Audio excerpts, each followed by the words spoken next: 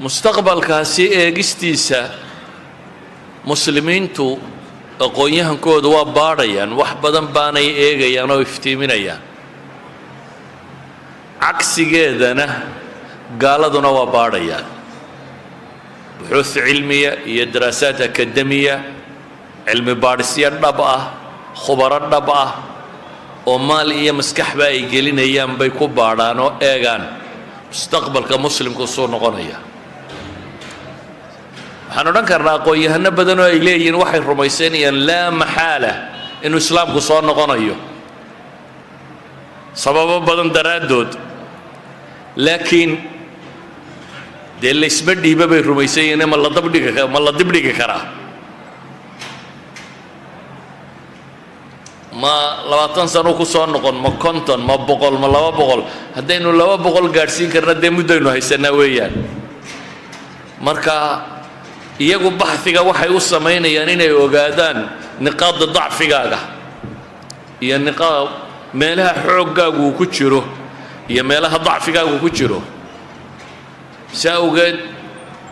cidda cadowga ahi waxay isku dayaysaa pointiska ama nuqdadaha dacfigaana inay buunbuuniso, xoojiso, ballaadhiso oo tiro badiso,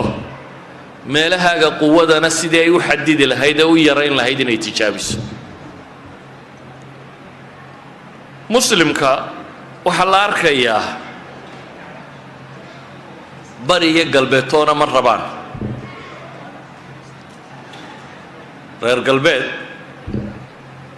islaamnimo cadownimo taariikhiyo horaa ka soo dhexayso waxay rabaan inay carqaladeeyaan intay carqaladayn karaan. bariga soo socdaana kama roona oo China iyo gruubkiisu kuwanaaba ahlu kitaab labada ah, kuwanaaba waxyaabaha qaarkood inala wadaaga. laakiin China iyo gruubadooduna waa laga yaabaa duruufaadka qaarkood masaalixdu inay soo dhacdo, laakiin ka mabda ahaan way ka fog yihiin. caalamulislaami dadka xukumaana labadaaba inay ka sii fog yihiin baaba laga yaabaa, oo iyaguna dantooda inay u arkayaan islaamnimadaasi inaanay ku soo noqonin. waayo ninka siyaasiga ahi waxa maslaxadiisa ugu jirta lagama fujiyo had iyo goor. maslaxad malaa wuxuu arkayaa sida tan inuu dadka gacan bira ku hayn karo. qofka caadiga ahi markuu eego wadciga muslimiintu ay ku jiraan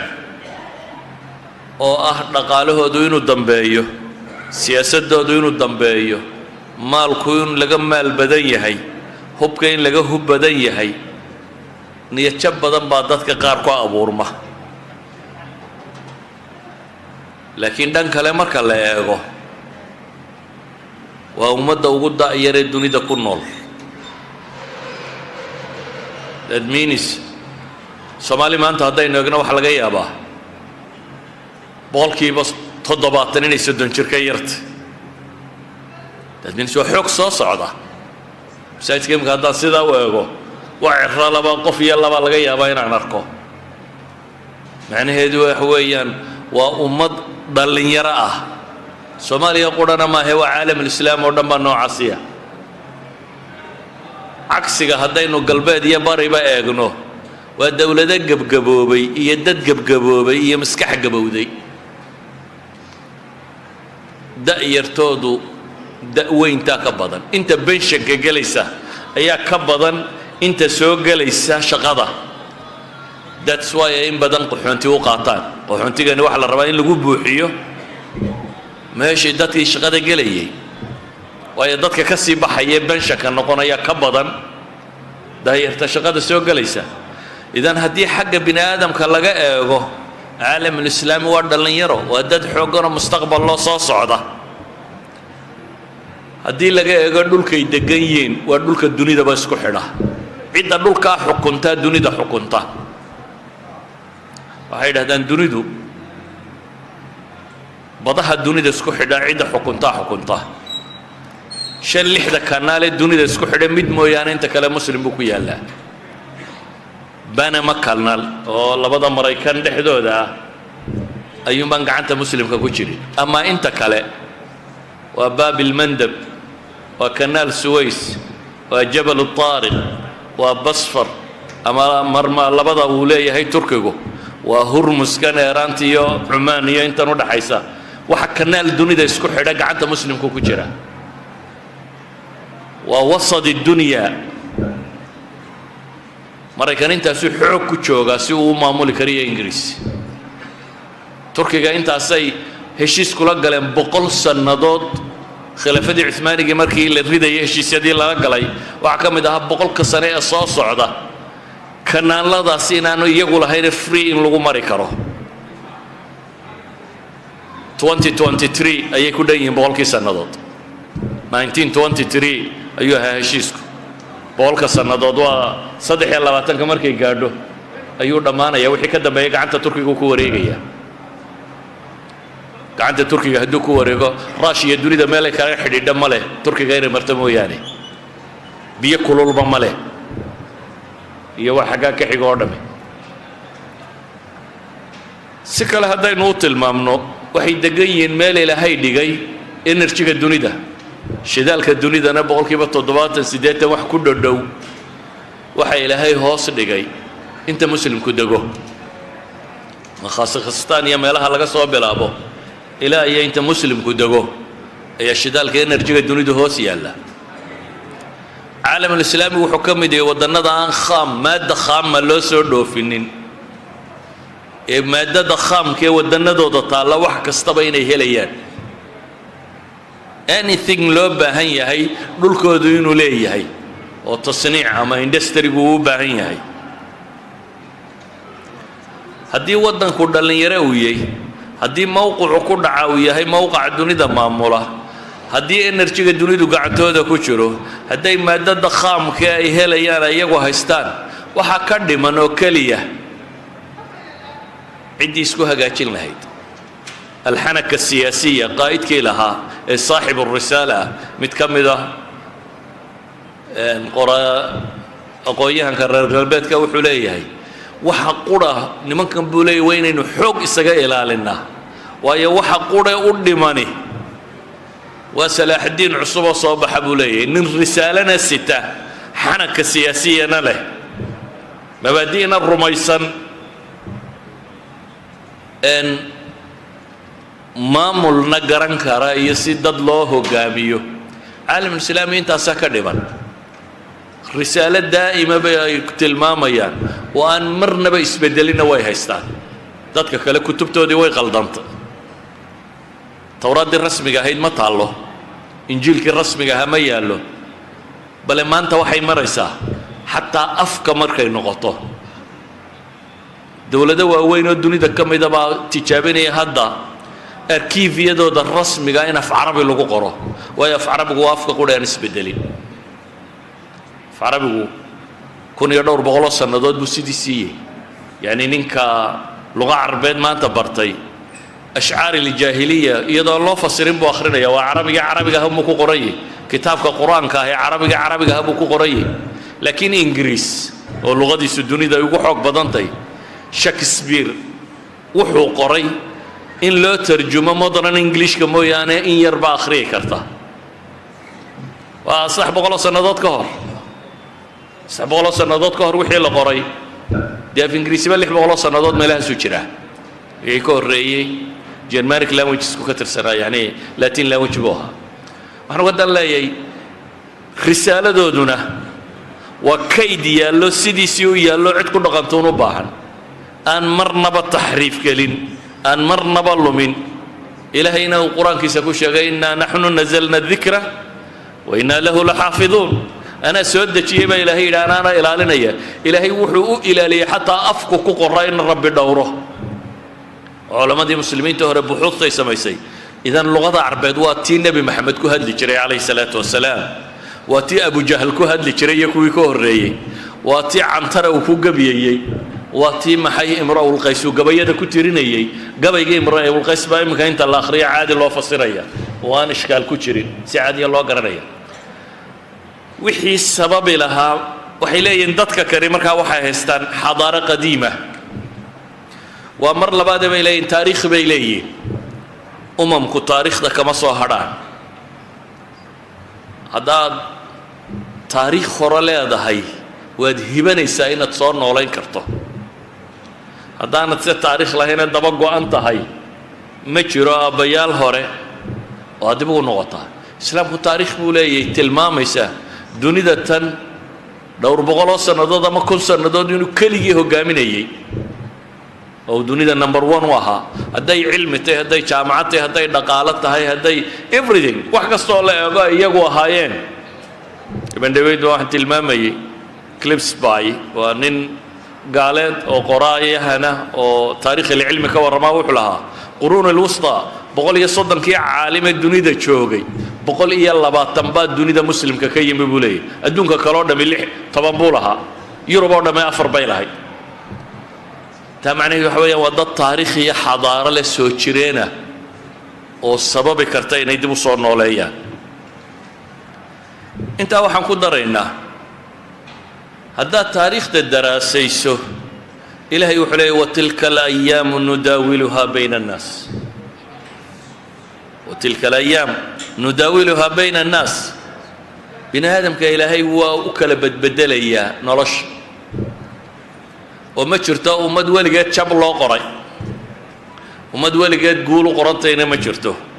لكن آذنه وقر السديب يعلن السديب كاسكول بقول حق بضطة بل هذا تاريخ دين النبي محمد كن نقطة عليه الصلاة والسلام يا سلامك مربو النبي محمد كليئها دوني دور منك سهر جد qof qura qiyaas oo adduunka oo dhan ka soo horjeedo marbula cid hoysa man yuwini wariya ay hoynaya marbula oo aan ilaahay kelmadiisa sheega oo taariikhyada qaar kood tilmaamaan 15 qabiil inuu isu soo bandhigo 15 kuma diideen ilaahay faraj wuxuu uga furay dhalinyaro ansaar inay aqbasho qaadato inay yimaadaan oo islaamka rumeeyaan وبيع العقبة الأولى يا بيع العقبة الثانية لقلان ودبتنا إذا دانا نجا هي هو بكسين إنه نوكالي وعرب عندهم حكوا إن اللي يرضى يروك هلا وحوق يستي ودقال كي كواد اللي سوق هذا بدر وقول يستي كي لبعضه هذا الشباب يلا حوق بط كي كل حجيبه خندق وهذا وقول يستي كي كل حجيبه هذا مرنا الشباب مرنا حنين يعني تاريخ بني آدمكو لكن إلهي وحلي والعاقبة للمتقين عرفت الدنبا وحا إسكاله كو إلهي سبحانه وتعالى كعب صدا مركا وحن لنا هاي كو أدونك كاني إلهي بوقع عنتي سورة مركو هركو جرات تار رميصو ما أنت الدنيا غير قلبين بهو كامية عدن بو يرى كدبط هذا ما جرته لكن هذا واحد صدق سنة كهر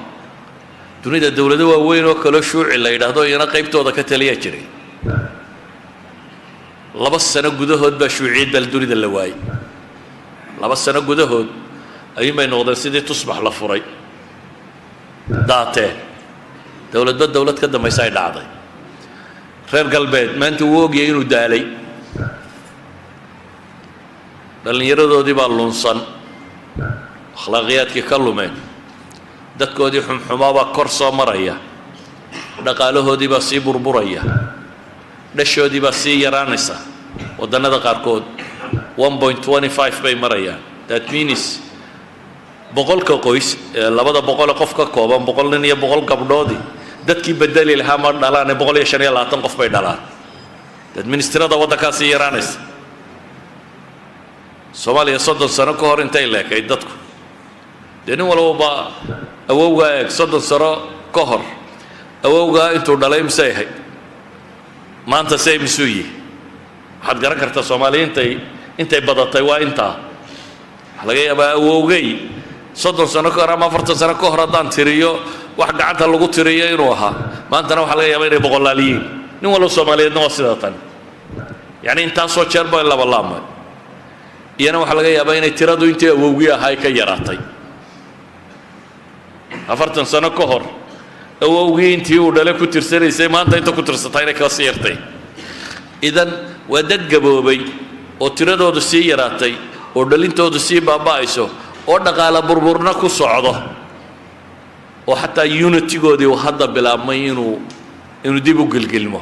yurub oo tan sii kala googo'aysa ingiriis ka baxay tii kale weli waa isku oodan tahay dee ilaahay balaayooyin kalaa buu keeno corona iyo wax kala soo baxay dimuqraadiyaddii dunida loogu bushaaraynaya waa taale ninna in ictiraafi maayo tii afrikaanko kale imanka waa uun ka askari yar tahay sidii baa laysu hayaa waxba kama jiraan anaa madaxweynahan in la soo taagan yahay systemku ma aha system fudud oo horta dee habeen iyo maalin dumaya maaha saa maaha laakiin waxaynu tilmaamaynaa naqaada dacfigii inay bilaabmeen inay muuqdaan meelihii liidashadu ka jiray way soo biirayaan valueskoodii ay yaqaaneen qiyamkay hayeen wuu sii lumayaa xataa qiyamkii dowladnimo ay lahaayeen ayaa sii lumaya dee inay iyagu lumaan macnaheedu maaha inaad adigu xoogaysatay haddaad adna ka sii liidato dee wasal halkii un cadow baa jabay adigu maad guulaysan de adoo haddaad wax noqotaad guulaysanaysa haddaba waxaan leenahay kow horta waa inaynu rumaynaa ilaahay in dunidu gacantiisa ku jirto caqiidadaasi waa inaanay dadka ka lumin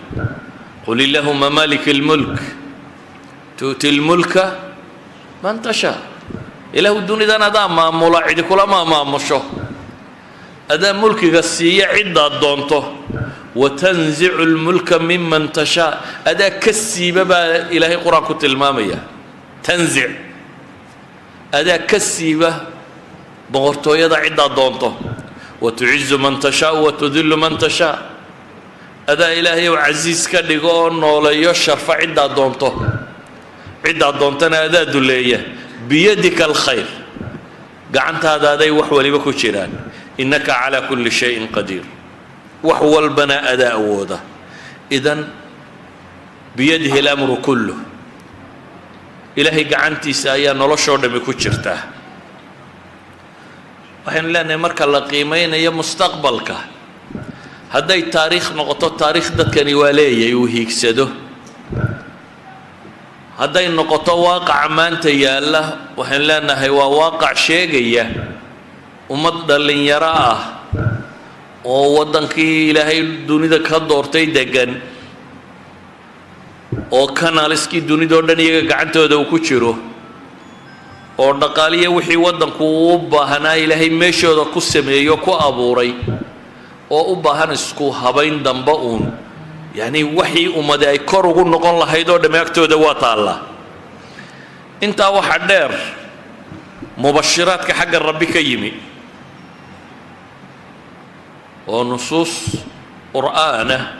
iyo xadiidah oo ilaahay soo dejiyey oo tilmaamaya inay ummadda tani dib u guulaysan doonto iyana waa taalla ilaahay baa wuxuu leeyay wacada allahu aladiina aamanuu minkum waacmiluu الصaalixaat layastakhlifannahum fi اlardi kama istakhlafa aladiina min qablihim walayumakkinanna lahum diinahum aladi irtadaa lahum walayubadilannahum min bacdi khawfihim amna yacbudunanii laa yushrikuuna bi shayئa waman kafara bacda dalika faulaa'ika hum اlfaasiquun ilaahay wuxuu u yaboohay kuwa iimaanka laga hele inaga midka ah camalka suubanna sameeya yacni طariiqu اlciza raaca waddada lagu liibaanayana raaca kama warramayno ilaahay ma odhanin kuway rumeeye iska seexda kor baan yeelayaa ilaahay ma odhanin nuumuu walaa tastayqaduu miyuu ciraaqigii nin gabyaayoo ciraaqiya wuxuu ka yaabay muslimku maanta siduu yahay waa hore maasuu gabay tiriye uu leeyahay seexdoo ha toosina inta hurduun baa guulaysata buu yidhi yacni wuxuu sawirayaa xaalkeennu